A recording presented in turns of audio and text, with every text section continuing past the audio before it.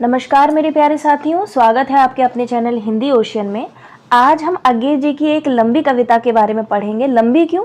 क्योंकि बाकी जो कविताएं सिलेबस में लगी हुई हैं वो थोड़ी सी छोटी हैं। अगर कंपेयर किया जाए तो असाध्य वीणा कविता इनकी थोड़ी सी लंबी पड़ती है बाकी कविताओं की अपेक्षा। तो असाध्य वीणा, ये थोड़ा सा गलत लिखा है, वीणा यहाँ पे ऐसे लिखा जाएगा, तो ये छोटी ई की मात्रा लगी है, वीणा। ठीक है, असाध्य वीणा ये सच्चिदानंद हीरानंद वात्स्यायन की एक लंबी कविता है, जैसे कि मैंने आपको पहले बताया। और इस कविता की रचना उन्होंने कब की थी? 1957 से लेकर 58 के जापान प्रवास के बाद 18 से 20 जून 1961 में अल्मोड़ा के कॉटेज में की थी। और ये लगभग कितनी पंक्तियां हैं इसमें, तो नोट कर लीजिएगा। असाध्य वीणा में 321 पंक्तियां हैं। ठीक है, इसको आप नोट कर लीजिएगा, इंपॉर्टेंट है। और ये अज्ञे जी की असाध्य वीणा किस में संकलित है, किस काव्य संग्रह में संकलित है?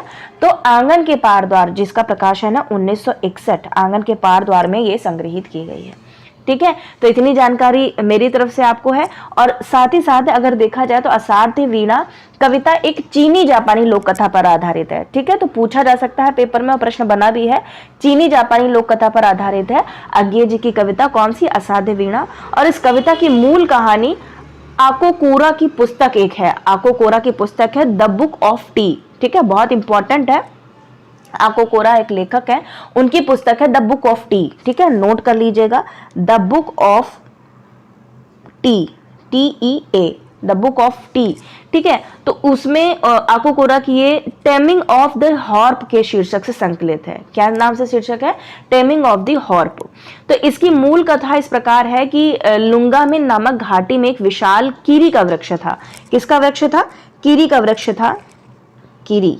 ठीक है, तो कीरी एक जाति होगी, प्रजाति होगी वृक्ष की। तो वहीं पे इसमें बताया कि विशाल कीरी का वृक्ष था जिसमें किसी जादूगर ने एक वीणा का निर्माण किया था। अनेक वाद्य कलाकार इस वीणा को बजाने के लिए कोशिश करके हार गए, पर इस वीणा को नहीं बजा सके, इसीलिए इसका नाम असाध्य वीणा पड़ गया। अंत में बीनकरों का राजकुमार पीवो ही इस वीणा को साध पाता है। उसने वीणा से ऐसी तान छेड़ी कि उसमें से तरह तरह की स्वर लहरियां फूट पड़ी। कभी उसमें से प्रेम गीत निकलता था तो कभी उसमें युद्ध का राग सुनाई पड़ता था। इस प्रकार की कथा बौद्ध धर्म के जैन या झेन संप्रदाय में भी प्रचलित है, जो एक ध्यान संप्रदाय है। इस संप्रदाय का मानना है कि सत्य का ज्ञान ही वास्तव में आत्मज्ञान है। ताओवासियों में भी इस प्रकार की कथा प्रचलित है। ठीक है, तो ये आपकी एक तरीके से बता रही हूं मैं कि इस कविता में आपको देखने को क्या मिलेगा। और बहुत ही इंपॉर्टेंट कविता है, बहुत महत्वपूर्ण है और बहुत ही सुंदर कविता अज्ञे जी ने लिखी है। तो अगर देखा जाए तो अज्ञे जी ने इस कथा का भारतीयकरण करते हुए वर्णन किया है कि किरीट नामक वृक्ष, वैसे किरी नाम था लेकिन किरीट नामक वृक्ष से वज्रकीर्ति नामक साधक ने ऐसी वीणा का निर्माण किया जिसे राज दरबार में कोई भी कलावंत बजा नहीं सका था। ये कहानी बता रही हूं इस कविता के पीछे। तो वज्रकीर्ति, इनका नाम पेपर में पूछा जा चुका है। ठीक है, वज्रकीर्ति, वज्रकीर्ति। ठीक है, वज्रकीर्ति नामक साधक ने ऐसी वीणा का निर्माण किया था। तो वीणा का निर्माण करने वाले कौन थे? वज्रकीर्ति। तो कोई भी जो राज दरबार में जितने भी लोग होते हैं कलावंत, वो बजा नहीं सकते हैं, बजा नहीं पाते हैं। अंततः इस असाध्य वीणा को कौन बजाता है? केश कंबली प्रियंवद नाम का साधक ही इसे साध पाता है। ठीक है, तो कंफ्यूज मत होइएगा, वज्रकीर्ति नामक साधक ने वीणा बनाई थी और केश कंबली ने इसको बजा डाली थी, इसको बजाई थी। ठीक है, असाध्य वीणा को केश कंबली प्रियंवद नाम का साधक इसे साध पाता है। जब यह वीणा बजती है तब दरबार में उपस्थित राजा रानियों और प्रजाजनों को अपने अपने व्यक्तित्व और भावनाओं के अनुसार उन्हें अलग अलग संगीत सुनाई देता है। तुलसीदास जी ने कहा था, जाकी रही भावना जैसी प्रभु मूरत देखी तिन तैसी। कहा था कि नहीं कहा था? तो वैसे ही जैसे ही राग छेड़ते हैं प्रियंवद, केश कंबली प्रियंवद, वैसे ही सबको अपनी जो इच्छा है, जो आशा है, उनके अनुसार में, उनकी जरूरत के अनुसार की, उनकी मति के अनुसार में, उनकी भावना के अनुसार में उनको वैसी ही धुन सुनाई देती है। तो ये बिल्कुल सटीक बैठती है पंक्ति कि जाकी रही भावना जैसी प्रभु मूरत देखी तिन तैसी। इससे यह अर्थ निकलता है कि व्यक्ति को सत्य की उपलब्धियां एवं व्यक्तित्व और अपने वैचारिक स्तर के अनुरूप ही हो पाता है। असाध्य वीणा पूर्णतः प्रतीकात्मक कविता है और किरीट तरु परम सत्य का प्रतीक है। उससे बनाई गई वीणा सत्य की उपलब्धि का साधन मार्ग है और वीणा से निकलने वाला संगीत परमात्मा की अभिव्यक्ति है। यह सत्य प्रत्येक व्यक्ति को अपनी भावनाओं के अनुसार उपलब्ध होता है। ठीक है। तो वास्तव में जीवन की असाध्य वीणा को वही साध पाता है जो सत्य के साथ साथ अपने आप को भी शोधता है, बहुत इंपॉर्टेंट है, या जो अपने व्यक्तित्व और परिवेश को भूलकर उसी के प्रति समर्पित हो जाता है। यह प्रक्रिया बाहर से भीतर मुड़ने की है, जिसे अंतर्मुखी होना भी कहा जा सकता है। बौद्ध दर्शन में इस प्रक्रिया को तथता कहा गया है। क्या कहा गया है बौद्ध दर्शन में? इसको अपने आप को मांझना, तथता, ठीक है, तथता कहा गया है बौद्ध दर्शन में, जिससे सत्य को देखकर ही सत्य को पाया जा सकता है। कवि ने असाध्य वीणा के द्वारा सृजनात्मक रहस्य को समझाने का प्रयत्न किया है और व्यक्तिक अहम का विस्मरण कर जब साधक या सृष्टि के साथ साथ लयबद्ध हो जाता है तब रचनात्मक चमत्कार पैदा होता है। ठीक है, तो चलिए, आशा करती हूँ कि समझ में आ गया होगा जो इसकी पीछे की कहानी है। अभी पढ़ना शुरू करते हैं। ये स्पेलिंग थोड़ा मिस्टेक है, असाध्य वीणा को सही कर लीजिएगा। आ गए प्रियंवद केश कंबली गुफा गेह, राजा ने आसन दिया कहा कृतकृत्य हुआ मैं तात पधारे आप। और फिर आगे कहते हैं कि भरोसा है अब मुझको साध, आज मेरे जीवन की पूरी होगी। क्या पूरी होगी? क्या अब इस पंक्ति के माध्यम से क्या कहते हैं? तो ये जो पद्यांश है प्रयोगवादी के कवि हैं जो आगे, उन्हीं की पंक्तियां हैं और वो कहते हैं कि देखा जाए कि इसमें कहते हैं कि मतलब पूछ रहे हैं, समारंभ राजा जिज्ञासावश प्रियंवद नामक साधक को अपने दरबार में स्वागत कर रहे हैं और प्रियंवद का स्वागत करते हुए राजा कहता है कि हे प्रिय, हे प्रियंवद, हे केश कंबली गुफावासी आप आ गए। राजा ने गुफावासी केश कंबली को आसन देकर कहा कि हे तात, आपके यहाँ आने से मेरे द्वारा संजोई कल्पना पूरी हुई, मैं उपकृत हुआ। मुझे अब भरोसा है कि मेरे द्वारा संकल्पित साध, मतलब जो विचार है, आज पूरी हो जाए। जो उनके मन में विचार है कि इस वीणा को तुम बजा पाओगे तो आज मेरी ये साध पूरी हो जाएगी। मुझे विश्वास है कि अब मेरे जीवन की अभिलाषाएं पूर्ण होंगी। तो एक देखा जाए तो राजा की एक साध जो कोई भी पूरी नहीं कर पाया, उसी की आस राजा को प्रियंवद से है। ठीक है, तो इसमें आगे कहते हैं कि लघु संकेत समझ राजा का गढ़ दौड़े, लाए असाध्य वीणा साधक के आगे रख उसको हट गए।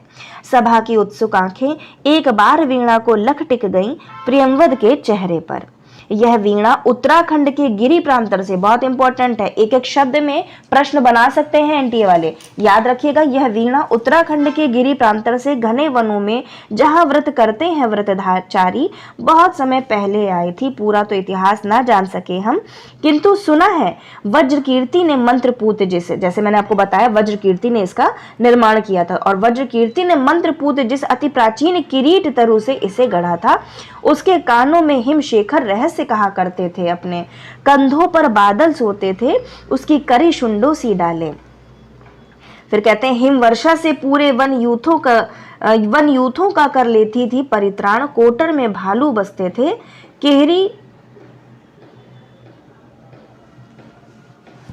केहरी उसके वलकल से कंधे खुजलाते आते थे। और सुना है जड़ उसकी जा पहुंची थी पाताल लोक, उसकी गंध प्रवण शीतलता से फण टिका नाग वासुकी सोता था। उसी किरीट तरु से वज्रकीर्ति ने सारा जीवन इसे गढ़ा।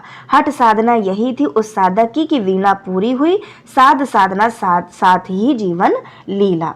तो इसमें देखा जाए तो यह वीणा के बारे में बताते, मतलब जो लघु संकेत समझा, जब राजा को ऐसा लगा कि हाँ अब राजा को प्रियंवद के द्वारा ये वीणा बजवाई जानी है, तो गढ़ दौड़ गए और असाध्य वीणा लेने के लिए पहुंच गए। तो वही असाध्य वीणा का वर्णन किया है इसमें, और असाध्य वीणा के निर्माण का इतिहास बताया गया है। अगर देखा जाए क्या कहते हैं कवि कि राजा का संकेत पाते ही अनुचर गण दौड़कर असाध्य वीणा को लेकर आए और उसके साथ केशकमली के सामने रख दिया। जो साधक था केशकमली, उसके सामने रख दिया। सभा में उपस्थित सभी गणों की आंखें उत्सुकता से एक बार वीणा को देखने के पश्चात प्रियंवद केशकमली के चेहरे पर टिक गई। वीणा को साधक के समक्ष रखे जाने के बाद राजा ने प्रियंवद को संबोधित करते हुए कहा कि यह वीणा उत्तराखंड के कहां से आई है? उत्तराखंड के गिरी प्रांतर से, उत्तराखंड के जो पर्वतीय प्रदेश हैं उन सघन जंगलों से आई थी, जहां पर कठोर व्रत करने वाले लोग तपस्या करते हैं। यह वीणा बहुत समय पहले आई थी। हम इस वीणा का पूरा इतिहास तो नहीं जान सके हैं, किंतु हमने सुना है कि वज्रकीर्ति ने इस वीणा को बहुत प्राचीन किरीट वृक्ष से मंत्रपूत कर गढ़ा था, मतलब मंत्र फूंक कर इस वज्रकीर्ति नाम के एक राजा ने या फिर एक तात ने इसको गढ़ा था, जिसके कानों में पर्वत की चोटियां अपने रहस्य कहा करती थी। किसके कानों में? मतलब उस जो वृक्ष था इतना विशाल था, इतना बड़ा था कि पर्वत की चोटियां जो थीं वो अपने रहस्य कहा करती थी इस वृक्ष से।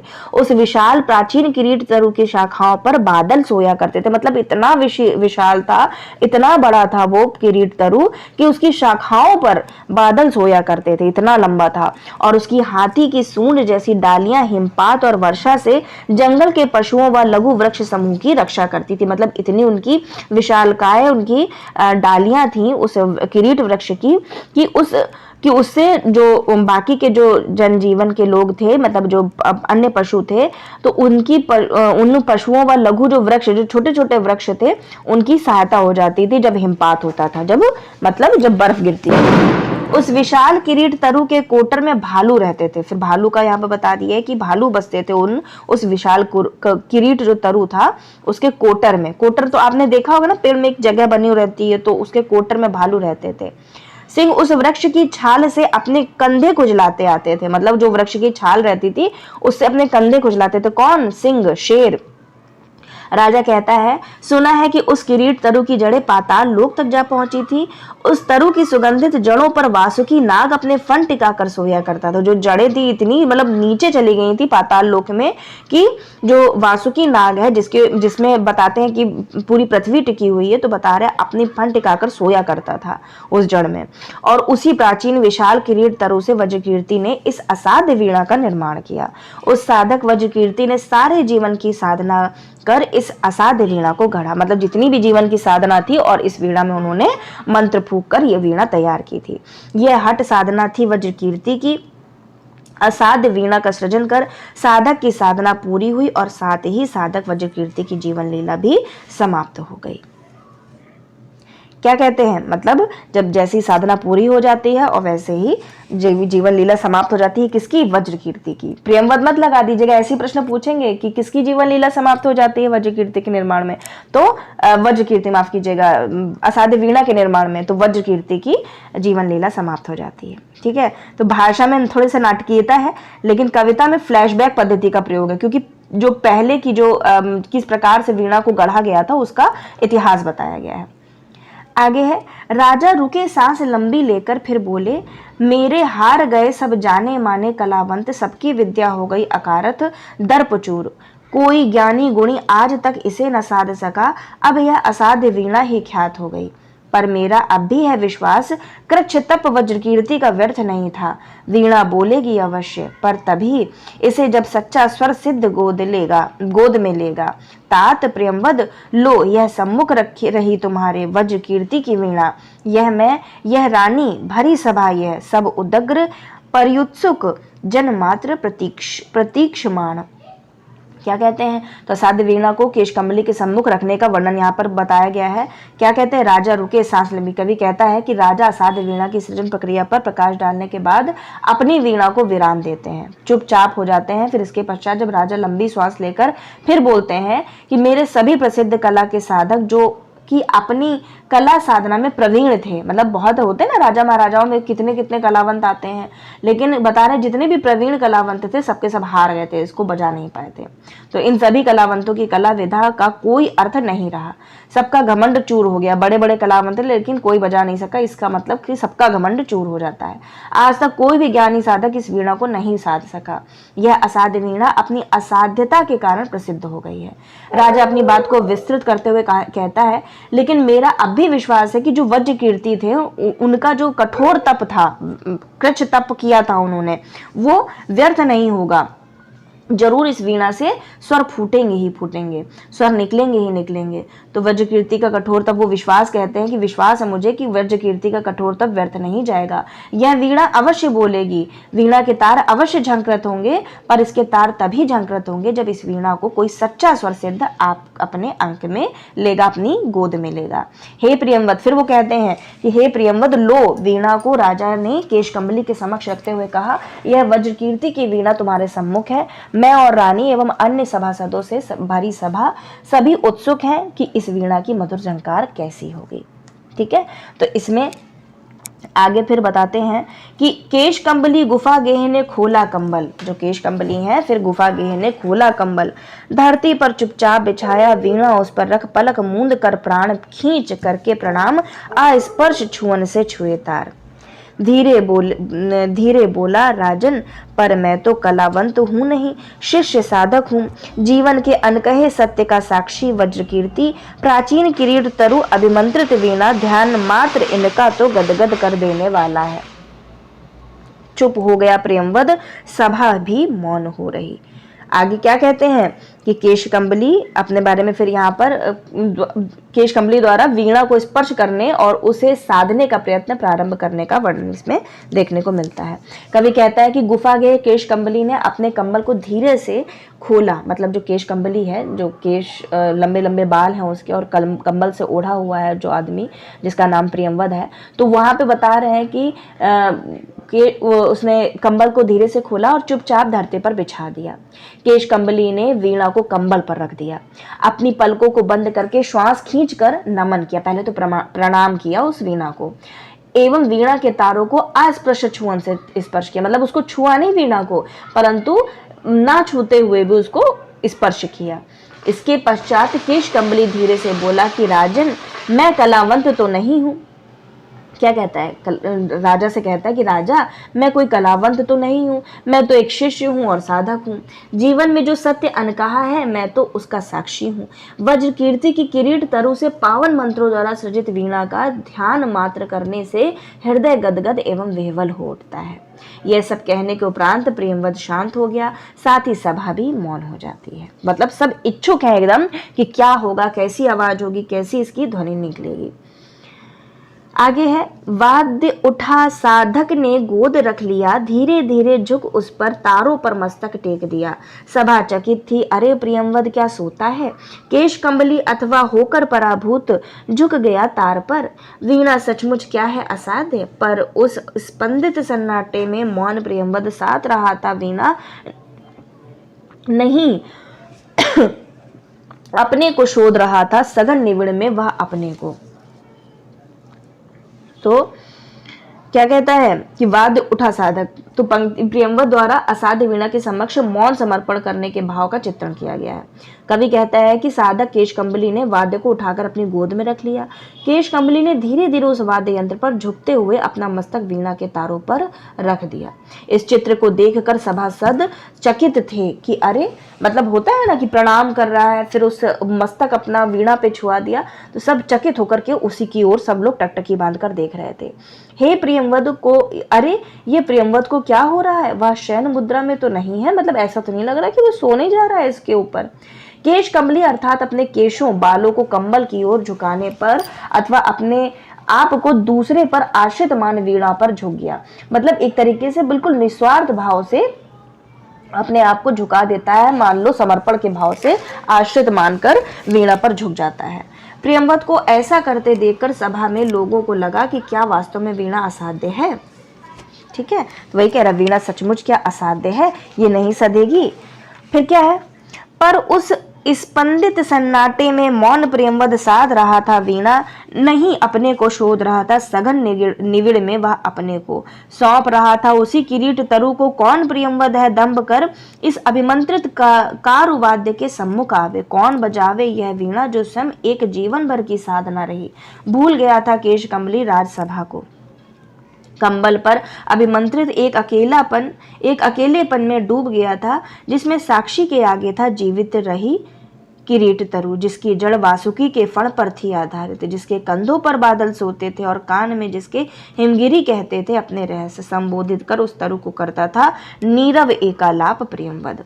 क्या है फिर आगे की पंक्तियां, आगे की पंक्तियां इस प्रकार से हैं कि वाद्य उठा साधक ने गोद रख लिया, धीरे धीरे उस पर मस्तक टेक दिया।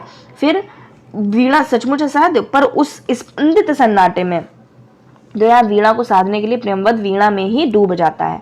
कवि कहता है कि साधक प्रियंवद मौन रहकर उत्तेजनापूर्ण सन्नाटे में उस वीणा को साध रहा था।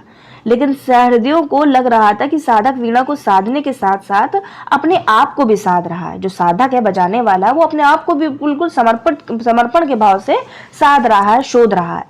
साधक प्रियंवद इस निविड़ में अर्थात अपने मन रूपी नेत्रों के सम्मुख व्याप्त अंधकार में अपने आप को उसी किरीट तरु को सौंप रहा था। होता है ना, जैसे ध्यान दो, मेडिटेशन में एक चीज में ध्यान दे रहे हैं, तो वही कह रहा है कि उस किरीट तरु की याद करने लगते हैं प्रियंवद, जिससे अभिमंत्रित कर इस वीणा का सृजन किया गया था। कवि कहता है कि कौन प्रियंवद है कि जो दंभ करके इस असाध्य वाद्य के सम्मुख आवे? ऐसा कौन है जो कि स्वयं जीवन भर की इस साधना रही वीणा को वादक बने? केश कंबली वीणा को साधने में इतना व्यस्त हो गया कि वह भूल गया कि मैं राजसभा में हूँ। वह कंबल पर अभिमंत्रित वीणा के साथ अपने अकेलेपन में डूब गया। बिल्कुल ध्यान, मतलब उसको पता ही नहीं था कि मैं कहाँ पे। होता है ना, कोई लोग अगर मेडिटेशन कर रहे हैं तो आगे पीछे दाएं बाएं क्या हो रहा है क्या नहीं हो रहा है, वो अपने मेडिटेशन में, अपने ध्यान में एकदम समर्पण के भाव से लगे हुए हैं। तो वैसे ही बता रहे हैं, वो अकेलेपन में डूब जाता है और उसकी आंखों के समक्ष साक्षी के रूप में वही किरीट तरु था जिसकी जीवंतता के कारण वासुकी नाग के फन का आधार थी और जिसकी शाखाओं पर बादल विश्राम करते थे एवं जिसके कान में हिम अपना रहस्य सुनाते थे।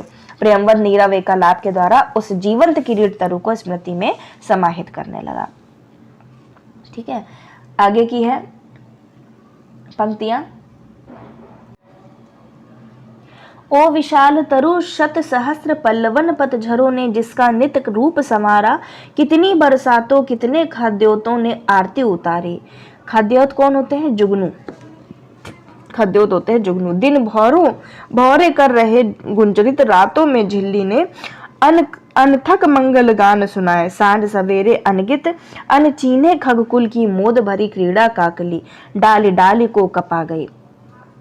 ओ दीर्घकाय, ओ पूरे झारखंड के अग्रज तात सखा गुरु आश्रय त्राता महाछाया, ओ व्याकुल मुखरित वन ध्वनियों के वृंदगान के मूर्त रूप, मैं तुझे सुनूं देखूं ध्याऊं अनिमेष स्तब्ध संयत संयुक्त निर्वाक, कहाँ साहस पाऊं छू सकूं तुझे। तेरी काया को छेद बांध कर रची गई वीणा को किस स्पर्धा से हाथ करे आघात, छीनने को तारों से एक चोट में वह संचित संगीत जिसे रचने में स्वयं न जाने कितनों ने स्पंदित प्राण रचे गए।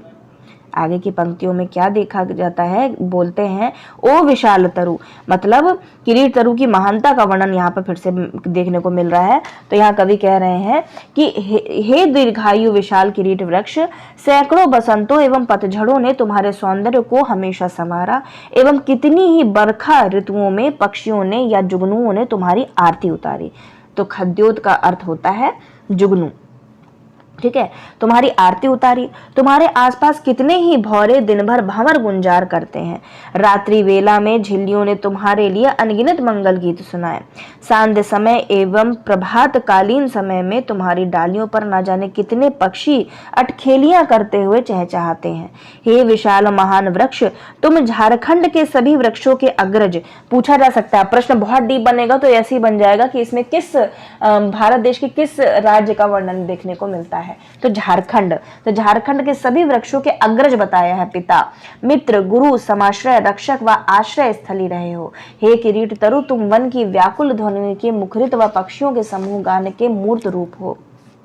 आगे कहते हैं कि मैं तुझे सुनना और देखना चाहता हूं। मैं निर्निमेष शांत और मूक भाव से तुम्हारे इस ध्यान में समर्पित हो रहा हूं।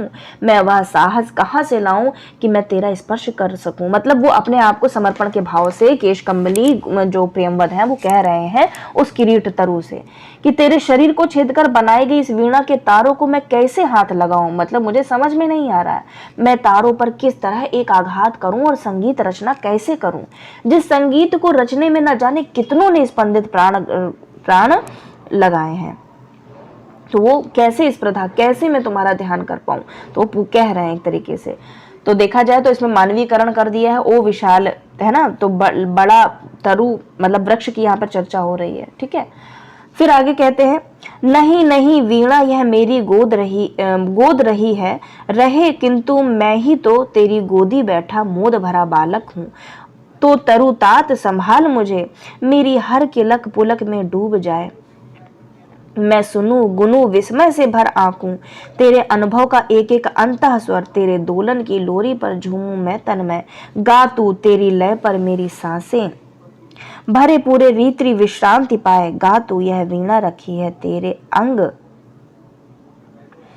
अपंग, किंतु अंगी तू अक्षत आत्म भरित रसविद, तू गा मेरे अंधियारे अंसत में आलोक जगा, स्मृति का श्रुति तू गा तू गा तू गा तू गा। तो क्या कहते हैं, क्या कहते हैं यहाँ पर अज्ञे जी,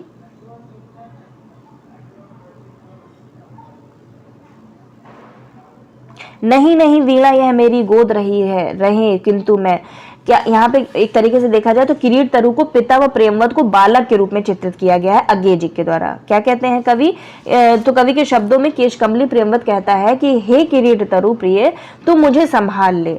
किसको संभाल ले, जो उस पर समर्पित है। इस समय कौन समर्पित है, प्रेमवद। यह वीणा मेरी गोद में चाहे रखी हो, किंतु मैं तो तेरे अंक में बैठे एक मोद भरे शिशु के समान हूं। इसको कहते हैं सरल प्रवृत्ति। भगवान भी सरल लोगों पे रीझते हैं, ये सुन लीजिए। जितना सरल आप होंगे उतनी जल्दी आप पर भगवान रीझ जाएंगे। बिल्कुल भी छल कपट नहीं होना चाहिए मन में दूसरों के प्रति, ठीक है। जितना सरल व्यक्तित्व उतने समीप आप ईश्वर के। तो वही कह रहे हैं कि मैं तो मोद भरे, एक खुशी भरे जो शिशु होता है, जो चहकता है, उसी के समान हूँ। मेरी इच्छा है कि मेरी प्रत्येक किलकारी के साथ तू भी पुलकित हो जाए। मैं तेरे अंतर्मन के रहस्य को सुनकर आश्चर्यचकित हो सकूं। मैं तेरे अनुभवों को हृदय की वाणी से सुनकर तन्मय भाव से झूलों पर झूलता रहूं। हे प्रियतात तू गा, तेरी लय पर मेरी सांसें आनंद से भर जाएं और मन शांत हो जाए। कहते हैं प्रेमवद, अपने मन को साध कर, क्या कहते हैं, अपने मन को साध कर प्रेमवत कहता है कि हे तरु किरीट तू गा, तू गा, तेरे अंग प्रत्यंगों से बनी यह वीणा है। किरीट तरु तेरे ही अंगों से ये वीणा बनी है। तो इस वीणा का मूल आधार है, तू अक्षत है और स्वतः निर्भर है। तो इस वीणा का ज्ञाता भी है, तू अपना गायन आरंभ कर दे। तू ऐसा गाना सुना कि मेरा अंधकार भरा हृदय प्रसन्न हो उठे, अर्थात मेरे अंतःस्थल में ज्ञान का प्रकाश जगमगा उठे। हे किरीट तुम तरु तुम गाओ, तू गा तू गा तू गा तू गा।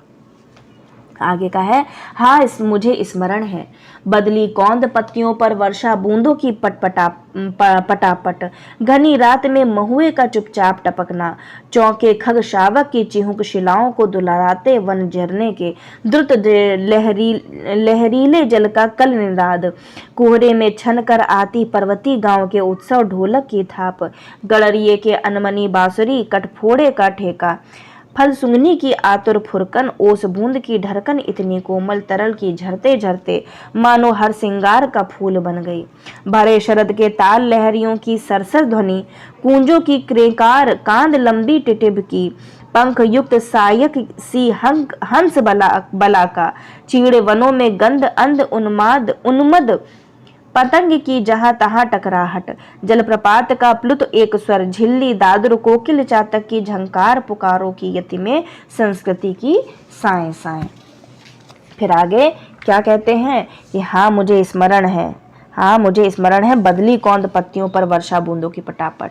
तो यहाँ पर देखा जाए तो किरीट तरु की जो प्राकृतिक सुंदरता है, जो सुरमयता है, उसी का के महामात्य की चर्चा हो रही, उसी का ही गुणगान इसमें किया गया है। तो प्रेमवत कहता है कि हाँ मुझे याद है, मुझे स्मरण है कि बादलों में बिजली का कौंधना, पत्तियों पर वर्षा की बूंदों का पटापट गिरना मुझे याद है अच्छी तरीके से। सघन रात में महुए का चुपचाप, महुए एक फल होता है, तो वो महुए का चुपचाप अर्थात धीरे धीरे टपकना, पक्षी के शावकों का चहचहाना और वन प्रदेश के द्रुत गति से प्रवाहित होने वाले उन झरनों का कल निनाद जो शिलाओं को दुलराते हैं, रात्रि के कोहने में से छन कर आती हुई पर्वती गांव के उत्सव की ढोलक की आवाज, गड़रियों का वंशी बजाना। पूछा जा सकता है गड़रिया इसमें क्या बजा रहा है, तो बंसी बजा रहा है, ठीक है, बोल देंगे ढोलक बजा रहा है, बांसुरी बजा रहा है, तबला बजा रहा है, ठीक है, तबला लगा देंगे तो आप ही का तबला बज जाएगा, आपका +1 जो होना है वो नहीं मिलेगा आपको नंबर, ठीक है। तो इसी वजह से कहते हैं मूल टेक्स्ट आधार है, हर चीज का आधार है। ठीक है। तो यहाँ पे गड़रिये का वंशी बजाना, कटफोड़े के ढेले, फूल सूंघने की व्यग्र फुरकन व ओस बिंदुओं की तरल कोमल ढरकन जो कि प्रत्येक श्रृंगार का फूल बन गई है। हर श्रृंगार का फूल कितनी अच्छी महक आती है। मुझे शरद ऋतु से भरे सरोवर व उनकी लहरों की सरसराहट भली तरह याद है। मुझे टिहरियों की दीर्घ पुकार व बगलों की उन पंक्तियों की याद है जो धनुषाकार जैसी दिखती हैं। साधक प्रियंवत कहता है कि इसी तरह चीड़ के वनों में अत्यधिक सुगंध के कारण उन्मत्त व अंधे पतंगों का आपस में टकराना याद है। पानी के गिरने की लंबी आवाज, मेढकों का टर्र टर्र करना, कोयल की कूक व चातक की मधुर पुकार की लय में सृष्टि में जो साएं साएं सुनाई देती है वह मुझे स्मरण है। तो पूरी यहाँ पर देखा जाए तो प्राकृतिक छटा दिखला दी गई है किरीट तरु के माध्यम से। ठीक है, आगे है, हाँ मुझे स्मरण है दूर पहाड़ों से काले मेघों की बाढ़, हाथियों का मानो चिंगाड़ रहा हो यूथ, घरघराहट चढ़ती बहिया की, रेतीले कगार का गिरना, छप छपाड़ झंझा की फुफकार तप्त, पेड़ों का अररा कर टूट टूट कर गिरना, ओले की कर्री चपत जमे पाले ले, तनी कटारी सी सूखी घासों की टूटन ऐठी, मिट्टी का स्निग्ध घाम में धीरे धीरे रिसना, हिम तुषार के फाहे धरती के घावों को सहलाते चुपचाप, घाटियों में भरती गिरती चट्टानों की गूंज, कांपती मंद्र अनुगूंज, सांस खोई सी धीरे धीरे नीरव। तो यहाँ पर कवि के शब्दों में देखा जाए तो हाँ स्मरण, मुझे स्मरण है दूर पहाड़ों से काले मेघों, देखो एक पंक्ति आई, हाँ स्मरण है मुझे बदली कौंद पत्तियां, फिर यहाँ पर हाँ स्मरण है मुझे दूर पहाड़ों से काले। तो देखा जाए तो कवि के शब्दों में साधक केश कम्बली कहता है कि हाँ मुझे याद है दूरवर्ती पर्वतों पर दिखाई देने वाला बादल जो चिंघाड़ते हुए हाथियों के झुंड के समान दिखाई दिया करते हैं। बादलों के पानी की बढ़ती घरघराहट, नदी के तटों का टूट टूट कर नदी में गिरना, झंझावत में पेड़ों के टूट कर गिरना, ओलों की मार आदि बातों की भली भांति याद है। मुझे याद है उस सूखी घासों की टूटने की जो कटार की तरह तनी रहती थी। मुझे ऐंठी हुई मिट्टी का मधुर धूप में शने शने रिसना याद है, मतलब धीरे धीरे रिसना याद है। मुझे याद है हिम तुषार के उन फाहों की जो पृथ्वी के घावों को चुपचाप सहलाते थे। इसी प्रकार घाटियों में टूटकर गिरती चट्टानों की उस ध्वनि की याद है जो मंद मंद स्वर में प्रतिध्वनित होती थी और श्वास की भांति धीरे धीरे शांत हो जाती थी। तो प्रकृति का बहुत ही उद्दीपनकारी के रूप में वर्णन इसमें देखने को मिलता है। फिर क्या कहते हैं, मुझे स्मरण है हरी तलहटी में छोटे पेड़ों की ओट ताल पर बंधे समय वह पशुओं की नाना विधि आतुर तृप्त पुकारे, गर्जन घुरघुर चीख भूख हुक्का चिचियाहट, कमल कुमुद पत्रों पर चोर पैर द्रुत धावित, जल पंछी की चाप थाप दादुर की चकित छलांगों की, पंथी के घोड़े की, यहाँ थोड़ा सा मिसप्रिंट है, अचंचल धीर थाप भैंसों की भारी खुरकी। मुझे स्मरण है उझक क्षितिज से किरण भोर की पहली तब जब तकती है ओस बूंद को, क्षण की सहसा चौकी से सहरन, और दोपहरी में जब घास फूल अनदेखे खिल जाते हैं, मौमखियां असंख्य झूमती करती हैं गुंजार, उस लंबे विल में क्षण का तंद्रा लस ठहरा, और सांझ को जब तारों की तरल कपकपी स्पर्शहीन झरती है। तो यहाँ पर देखा जाए तो क्या कहते हैं कहाँ से पढ़ा था, मुझे स्मरण है हरी तलछटी। तो यहाँ पर देखा जाए तो प्रियंवत कहता है कि हाँ मुझे याद है, क्या याद है कि हरी तिमा से ओतप्रोत लघु वृक्षों की ओट में तालाब के किनारे बंधे पशुओं की भांति भांति की आवाजें, जिनमें से कुछ आतुरता दिखाई पड़ती थी, उनकी भांति भांति की गर्जना, उनके गले में बंधे घुंघरुओं की आवाजें, चीखना, हुकियाना और चिचियाहट मुझे अच्छी तरह से याद है। कमल कुमुदनी के पत्ते पर जोर पैर से जल पक्षियों का दौड़ कर जाना और मेढकों का उछलना, ठीक है, पथिक के घोड़ों की अधैर्य युक्त टाप, भैंसों के भारी पैरों की चंचलहीनता आवाज मुझे याद है। प्रेमवत स्वयं को तरु से एकाकार कर बोलता है कि हाँ मुझे याद है, मुझे उस पल की चकित कर देने वाली सिहरन याद है जब प्रभात की प्रथम किरण क्षितिज से ओस की बूंदों पर अपनी दृष्टि डालती है। दोपहर के समय घास फूल अज्ञात भाव से खिल जाते हैं, जब मधुमक्खियां असंख्य झूमती गाती गुंजार करती फिरती हैं, और दोपहर के समय के वो आलस्य के लंबे क्षण को भी मुझे याद है। इसी प्रकार जब तारे आकाश में सिकता रूपी माताओं के आशीर्वाद में उमड़ पड़ते हैं, मुझे उसकी भी याद है। उस समय की संध्या बेला में पुलक भाव में से मैं भी विलीन हो जाता हूँ। ठीक है, मुझे स्मरण है और चित्र प्रत्येक स्तब्ध विजड़ित करता है मुझको। सुनता हूं मैं पर हर स्वर कंपन लेता है मुझको। मुझसे शोक वायु सा नाद भरा मैं उड़ जाता हूँ। मुझे स्मरण है पर मुझको मैं भूल गया हूँ। सुनता हूं मैं पर मैं मुझसे परे शब्द में लिए मान। मैं नहीं मैं कहीं नहीं। ओ रे तरु ओ वन ओ स्वर संभार नादमय संस्कृति ओ रस प्लावन, मुझे क्षमा कर मुझे आकिंचनता को मेरी। मुझे ओट दे ढक ले छा ले ओ शरण्य, मेरे गूंगेपन को तेरे सोए स्वर सागर का ज्वार डुबा ले। आ मुझे भुला तू उतर बीन के तारों में, अपने से गा अपने को गा, अपने खग कुल को मुखरित कर। अपनी छाया में पले मृगों की चौकड़ियों को ताल बांध। अपनी छाया तप वृष्टि पवन पल्लव कुसुमन की लय पर। अपने जीवन संचय को कर छंद युक्त, अपनी प्रजा को वाणी दे। तू गा तू सानिध्य पा, तू खो तू आ, तू हो तू गा तू गा। तो यहाँ पर किरीट तरु की समाहित कर उसके ही गाने का आग्रह यहाँ पर कर रहे हैं कौन? प्रियंवद। तो क्या कहते हैं प्रियंवद कि हे किरीट तरु, मुझे जितने भी अतीत के दृश्य याद आए हैं उन सभी चित्रों की स्मृति से मैं चकित और विस्मित हूँ। मैं जैसे ही सुनने की ओर आकृष्ट होता हूँ वैसे ही प्रत्येक स्वर कंपन मुझे सूख लेता है। मैं स्वयंमय होकर वायु की भांति उड़ जाता हूँ। मुझे यह सब याद है, मैं अपने आप को जानता हूँ, यह याद है, पर मैं अपने आप को भूल गया हूँ। मैं सब सुनता हूँ पर शब्द में विलीन हो जाता हूँ। फिर कहते हैं हे तरु, मैं नहीं हूँ ऐसा नहीं, पर मैं कहीं नहीं हूँ। हे किरीट तरु, हे वन प्रदेश संभालने वाले, ओ ध्वनि युक्त सृष्टि, हे रस प्लावन करने वाले, मुझको क्षमा कर देना। मेरी किंकृत्य विमूढ़ता को ढक लेना, मेरी रक्षा करना। मैं तेरी शरण में हूँ। मेरे मूकपन में तू अपना स्वर सागर समाहित कर ले। तू इन वीणा के तारों में आकर झंकृत हो जा। तू स्वयं गा और स्वयं को गा। तू अपने खग कुल के ध्वनि गुंजार को यहाँ प्रस्तुत कर। तू अपनी छाया से पल्लवित मृगों की चौकड़ियों को तालबद्ध कर। तू अपनी छाया वर्ण पवन पत्ते पुष्प की लय पर अपनी जीवन निधि को अपने प्राणों से मुखरित कर दे। हे तरुवर, तू ध्यान मग्न होकर वीणा के तारों में उतर जा।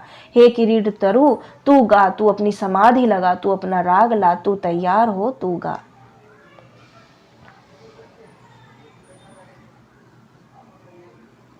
आगे है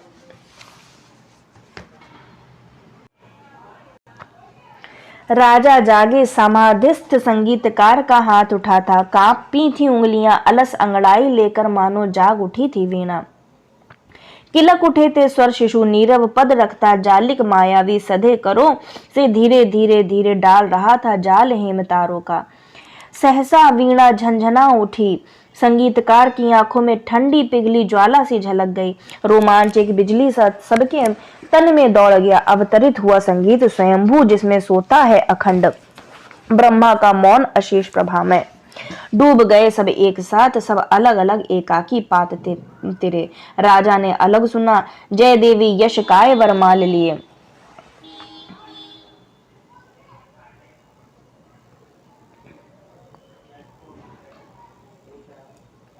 ठीक है, अभी इसको यहीं तक पढ़ते हैं। आगे जय देवी यश वरमाल लिए गाती थी मंगल गीत। दुंदुभी दूर कहीं बजती थी। राजा मुकुट सहसा हल्का हो आया था, मानो हो गया फूल सिरीस का। यहाँ फूल होना चाहिए। ईर्ष्या महत्वाकांक्षा द्वेष चाटुता सभी पुराने लुगड़े से झड़ गए। निखर आया था जीवन कांचन धर्म भाव से जिसे निछावर वह कर देगा। तो देखा जाए फिर से अब वीणा यहाँ पर झनकार गई। राजा जागे, तो यहाँ पर वीणा को साधने के बाद उसके झंकृत होने का वर्णन देखने को मिलता है। प्रियंवद के द्वारा वीणा को बार बार गाने के लिए निवेदन करने के बाद राजा अपनी चेतना में लौट आते हैं। समाधिस्थ केशकमली के संगीत वाद्य वीणा पर हाथ उठे, उसकी उंगलियों में कंपन हुआ। एक विशेष प्रकार की अंगड़ाई लेकर जैसे वीणा जाग उठी हो, जैसे किसी शिशु के स्वर में किलक आई हो। शांत भाव से यह मायावी समाधिस्थ संगीतकार हिमतारों से युक्त वीणा को धीरे धीरे साध रहा था अपने सधे हाथों से। अचानक वीणा में प्राणों का संचार हुआ और शीतल ज्वाला सी झलकने लगी। सभी सभा में उपस्थित गणों के तन में रोमांच का संचार हो गया। संगीत का अवतरण हुआ। असाध्य वीणा के तारों से स्वतः वह संगीत प्रवाहित होने लगा, जिसमें पूर्ण प्रकाश युक्त ब्रह्म का मौन विद्यमान था। उस वीणा से ब्रह्म के अखंड मौन की स्वर लहरियां प्रवाहित हो रही थी। तो यहाँ कवि कह रहे हैं कि असाध्य वीणा को केशकमली के द्वारा साधे जाने के उपरांत सभी सभाजन उस वीणा के संगीत में डूब गए। मतलब सबको सुनाई देने लगा। सभी व्यक्तियों ने इस संगीत को अलग अलग रूप से आस्वाद किया। सबने अलग अलग सुना। राजा ने इस संगीत को भिन्न प्रकार से सुना। उन्हें अनुभूत हुआ कि यश की देवी जैसे वरमाला हाथ में लेकर मंगल गीत गा रही हैं, जैसे कहीं दूर दुदुम्भी की आवाज आ रही है। राजा का जो मुकुट है वो सहसा शिरीष के फूल के समान हल्का हो गया है ना, यहाँ पे शिरीष का फूल होगा।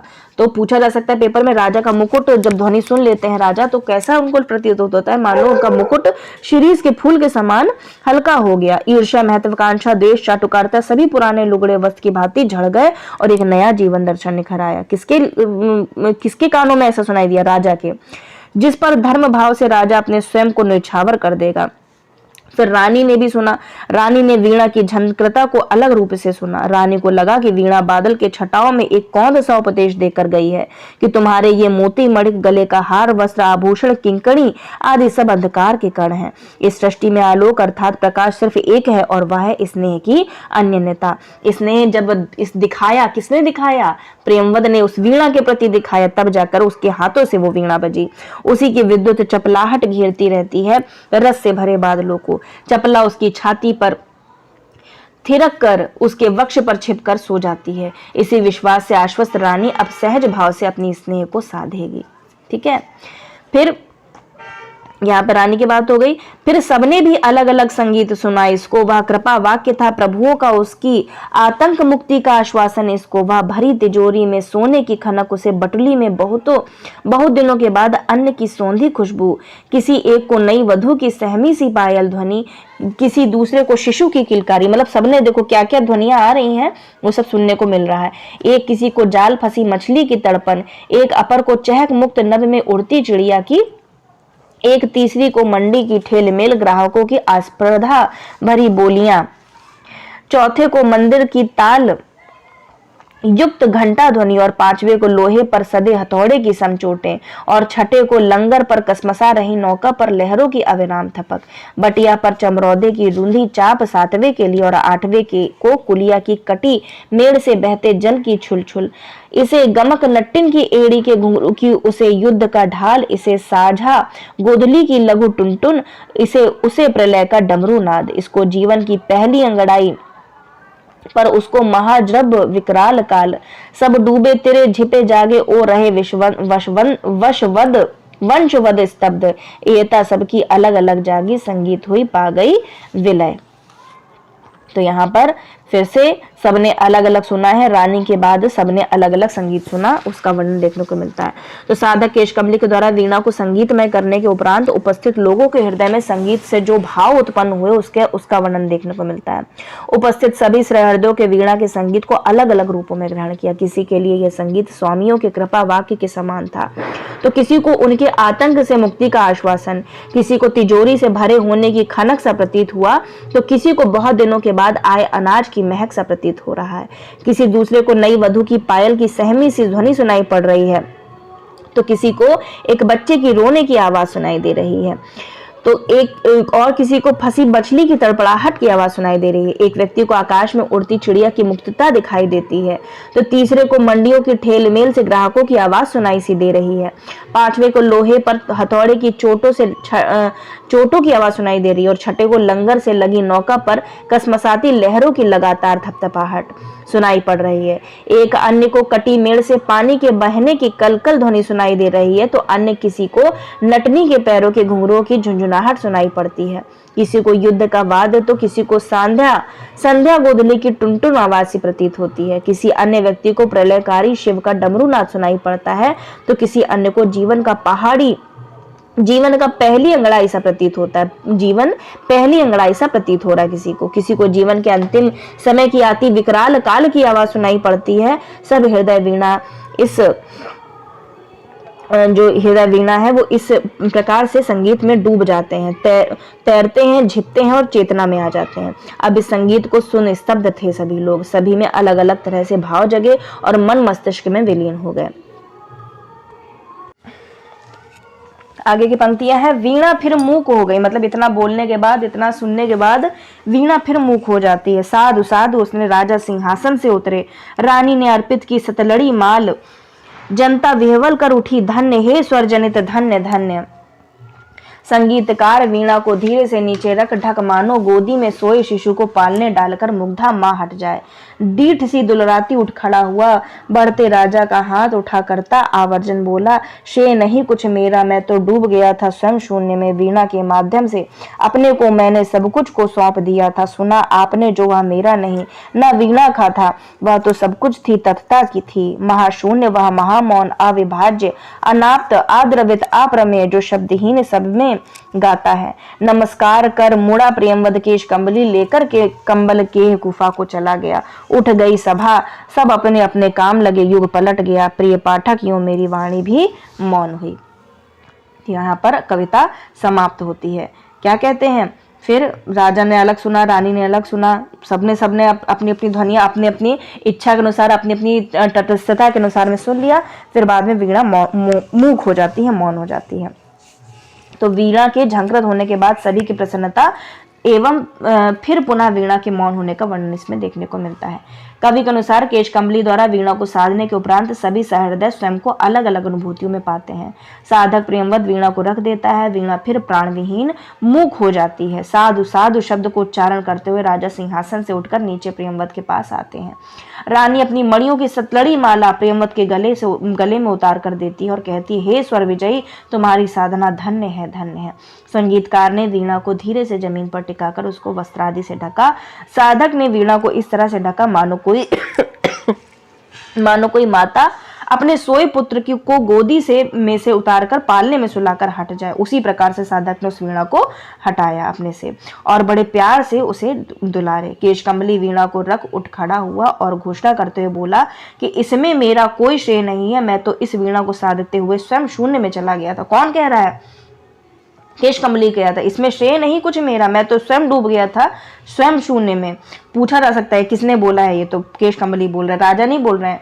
वीणा के माध्यम से मैंने सब कुछ अपना सौंप दिया था। जो आपने सुना वह ना मेरा था ना ही वीणा का था, वह तो इस सृष्टि में विद्यमान महाशून्य महामौन की वाणी थी, जो अविभाज्य है, अनाप्त है, जो आद्रवित है, वह अनुमान से परे है, जो शब्दहीन होकर सभी में गाया करता है। ये सब कहने के पश्चात प्रेमवद केश कंबली नमस्कार कर मुड़ा, अपना कंबल उठाया और गुफा गेह की ओर प्रस्थान किया। सभा का विसर्जन हुआ, सब अपने अपने कार्यों में जुट गए। कवि कहता है कि इस तरह मेरी वाणी भी मौन हो गई, युग पलट गया। प्रिय पाठकों, यो मेरी वाणी मौन हुई। ठीक है, तो कवि कह रहे हैं, अज्ञे जी कह रहे हैं लास्ट में, तो प्रिय पाठक आपने ये कविता पढ़ ली, अब मेरी वाणी मौन हुई। तो कैसी लगी कविता जरूर बताइएगा कमेंट बॉक्स में। थोड़ी सी लंबी थी और लेकिन हाँ, बोर तो नहीं हुए होंगे। अच्छी कविता थी, इसको कहते हैं बहुत बढ़िया कविता। ठीक है, आंगन के पार द्वार में संकलित है। अब इसके पश्चात आपकी कितनी नाव में कितनी बार, ये तो छोटी सी कविता है, 5-10 मिनट में ये समाप्त हो जाएगी ज़्यादा से ज़्यादा। उसके बाद फिर आपकी पूरी की पूरी जो अज्ञे की कविताएं थी, 4-5 कविताएं थी, वो भी समाप्त हो जाएंगी। उसके बाद हम लोग पढ़ेंगे भवानी प्रसाद मिश्र की कविताओं को। ठीक है, मिलते हैं अगले वीडियो के साथ में। तब तक सभी अभ्यर्थियों का हृदय की गहराई से प्रेमपूर्वक धन्यवाद।